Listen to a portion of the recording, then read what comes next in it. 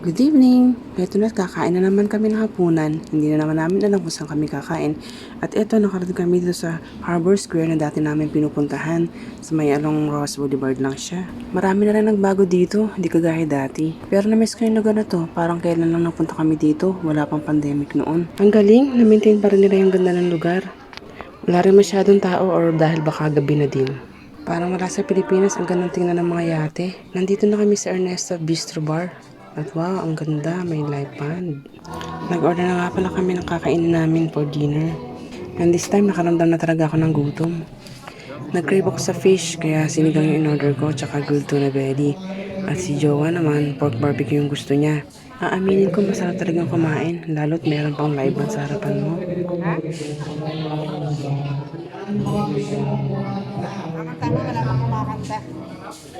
Walang ganyan lang.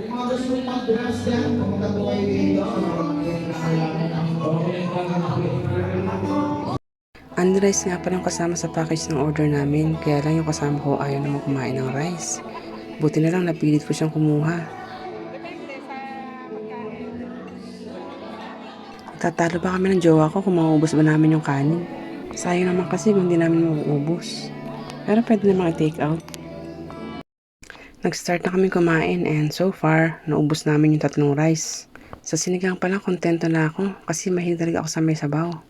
Napadami na naman yung kain ko dito at sobrang busog na naman ako. At first, undecided pa ako kung ano yung orderin ko. Good thing ito yung naging decision kong orderin. Napakasarap ng tuna belly nila. And of course, yung pork barbecue. After namin kumain, nagdakad-dakad muna kami dito. Napakaganda talaga niya. Sobra kong na-miss yung lugar na to. Kalmadong kalmado yung dagat at ang gaganda ng mga yate.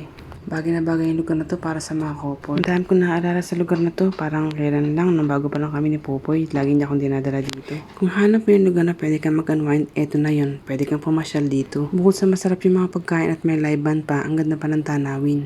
Tapos napaka-presko pa ng hangin. Nakaramdam na nga pala ako antok dito, kaya nagyaya na ako kay Popoy na umuwi na kami. Ang dami ko kasing nakain eh. Pauwi na kami. See you sa next vlog. Bye!